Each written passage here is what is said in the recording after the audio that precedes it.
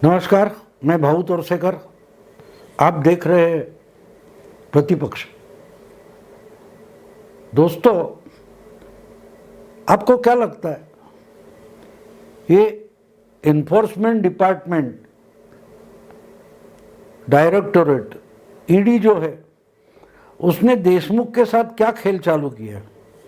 मुझे तो लगता है ये चूहे बिल्ली जैसा खेल हो गया है कि चूहा बिल्ली पकड़ती तो है लेकिन उसको मारती नहीं, उसके साथ खेल करते रहती है। वो जितना दौड़ेगा उसको दौड़ाती है, फिर पंजा मारती है, रोकती है, उसको मुंह में पकड़ती है, कहीं ला के रख देती है और इसको हाथों पंजों से खेलते खेलते फिर भागने देती है, फिर पीछा करते पकड़ती है, फिर उसके साथ खेलती है। ये जानलेवा जो खेल होता है वो चलते रहता है जब तक चूहा भागने के लिए भी राजी नहीं होता और मरने के लिए रेडी होता है।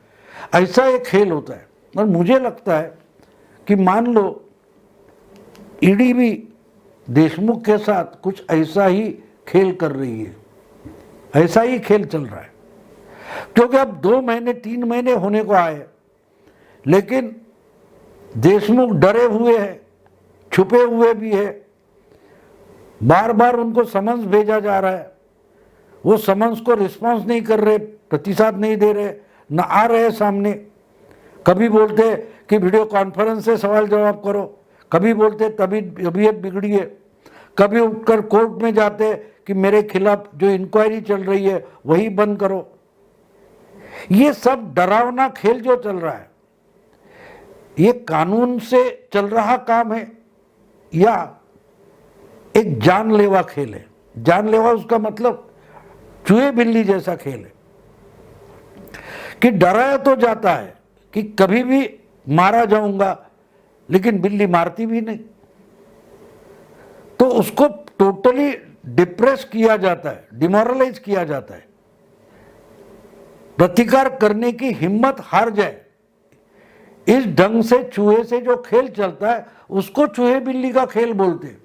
और बिल्कुल उसी तरीके का बर्ताव देशमुख के साथ मेरा ख्याल है चालू है। क्योंकि जब हाई कोर्ट ने उनके खिलाफ एफआईआर दर्ज करने को कहा या इंक्वायरी करने का काम सीबीआई के पास सौंप दिया और सीबीआई ने अपना काम शुरू किया, उसको अभी 2-3 महीने हो गए, 2-3 महीने हो गए। बीच में सचिन वाजे जो एनआई की कस्टडी में, उसने एक लेटर लिखा और कुछ आरोप अनिल देशमुख कर दिए, बाद में ईडी आ गई। अब कितना मामला बढ़ता गया है देखो। और रोज हम तो खबरें सुनते हैं कि देशमुख कहीं छुप कर बैठे, देशमुख को कभी भी अरेस्ट हो सकती है, देशमुख को कभी भी अरेस्ट हो सकती है, ये भी खबरें चल रही है। फिर देशमुख डर कर कहीं छुप गए, ये भी हम सुनते हैं। तो ये चलता रहा है। तो मुझे लगता है कि ये कोई चूहे बिल्ली का खेल चल रहा है। और जब बोला जाता है कि ये पॉलिटिकल वेंडेटा है, तो अभी हाईकोर्ट तो पॉलिटिकल है नहीं, लेकिन इसको देशमुख ने और महाराष्ट्र की महाविकास आघाड़ी ने इसको पॉलिटिकल बना दिया है। अब देखिए, बात ऐसी है कि सीबीआई को काम सौंपा है लेकिन ईडी उसमें आ गई, एनआईए आ गई, तो पूरी की पूरी 3 सेंट्रल एजेंसियां देशमुख के पीछे लगी हुई है। और इससे कैसे निकले ये समझ ही नहीं पा रहे देशमुख।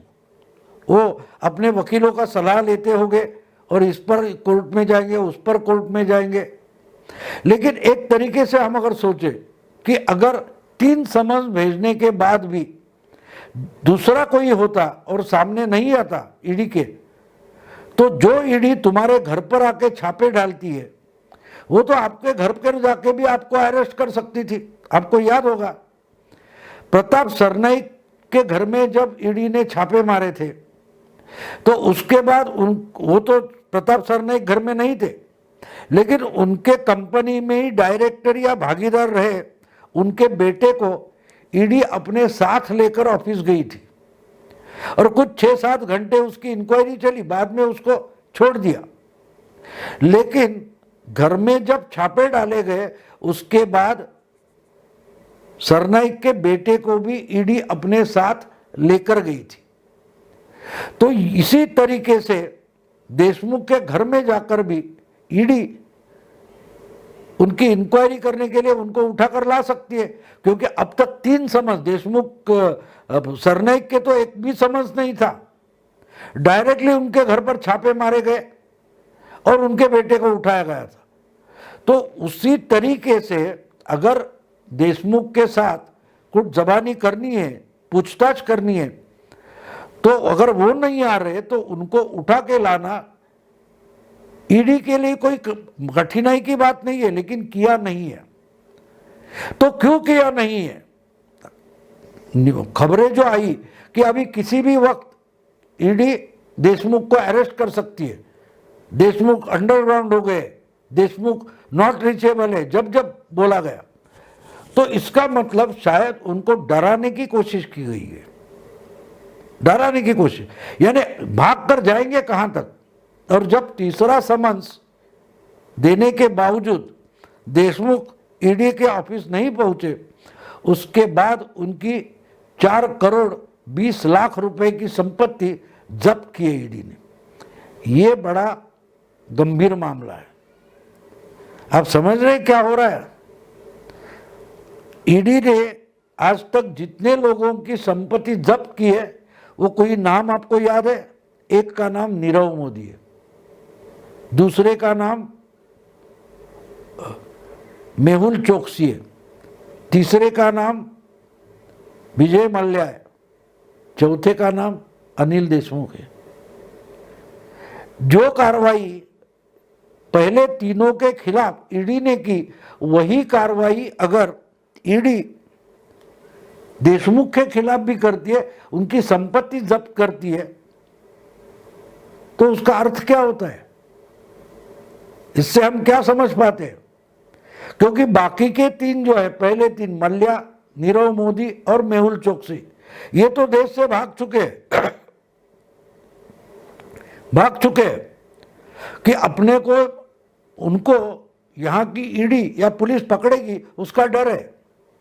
तो वही डर संपत्ति जब्त करने के बाद देशमुख के मन में पैदा किया गया। ईडी ने सिर्फ प्रॉपर्टी जब्त नहीं की है, देशमुख के मन में क्या डर डाला है वो हमें समझना चाहिए, वो हमें समझना चाहिए। बिल्कुल साफ हो गया देशमुख को कि अब इंक्वायरी के लिए जाएंगे, कभी भी ईडी उन्हें अरेस्ट कर सकती है, ये देशमुख ने मान लिया। और अकेले देशमुख भी नहीं है, उनके घर वाले हो, उनके सहयोगी है, दोस्त है, परिचित है, ये सब ने ये गृहीत माना है कि आज ना तो कल ईडी देशमुख को अरेस्ट करने वाली है। फिर भी अरेस्ट नहीं हो रही, अधिकार तो है ईडी के पास। अगर मल्ल्या और चोकसी ईडी से भागकर दूसरे देश में छुपे हैं, उनको यहां लाने के लिए कोर्ट, उधर के कोर्ट में केसेस लड़े जा रहे हैं, तो देशमुख को इतनी छूट क्यों दी जा रही है? इसको पॉलिटिक्स कहते हैं। राजनीति यही तो है, करना होगा तो ईडी कर सकती है, लेकिन ईडी कर नहीं रही है। ईडी टाइम पास इसलिए कर रही है क्योंकि ईडी को देशमुख के साथ, और अकेले देशमुख भी नहीं, महाराष्ट्र में सत्ता पर बैठी हुई जो महाविकास आघाड़ी है, उसकी सारी पार्टियां, सब पार्टियां और नेतागण, इनको भी डराने की कोशिश ईडी कर रही है। ईडी डरा रही है कि अगर देशमुख, तो देशमुख के बाद किसका नंबर, ये भी चर्चा, खबरें ये भी आ रही है ना कि देशमुख को अरेस्ट होने के बाद किसका नंबर है। किरीट सोमैया वगैरह वगैरह तो बोलते रहते कि फिर अनिल परब का आएगा, फिर इसका आएगा, फिर उसका नाम आएगा, फिर इसको छापेमारी होगी। ये बोला तो बहुत गया हुआ है। प्रताप सरनाईक भी कोर्ट में गए हुए, देशमुख कोर्ट में गए हुए। सवाल यह है कि अगर संपत्ति जब्त की जाती है तो देशमुख को छूट क्यों दी गई है? क्योंकि एक झटके में अगर देशमुख के अरेस्ट कर दिया तो उसके बाद आगे क्या होगा ये बिल्कुल पिक्चर साफ हो जाती है, और ईडी को ये पिक्चर साफ नहीं करनी है। और ईडी को कोई रोकने वाला नहीं है। सीबीआई, हाईकोर्ट वगैरह का मामला तो इसमें है नहीं। ईडी अपने आप काम कर रही है, ना उसको हाईकोर्ट रोक सकती है, ना सुप्रीम कोर्ट रोक सकती है। तो ईडी समझ देकर रुक क्यों गई है? यही तो पॉलिटिक्स है। ये चूहे बिल्ली का खेल करके महाराष्ट्र में जो 3 पार्टियों की अघाड़ी है सत्ता में, उनको डराने का गेम चल रहा है। इन शॉर्ट, ईडी ने अनिल देशमुख को मानो चौकसी या मल्ल्या कर डाला है। दोस्तों, अगर ये वीडियो आपको पसंद आई तो लाइक कीजिए, शेयर कीजिए, प्रतिपक्ष को सब्सक्राइब कीजिए। नमस्कार।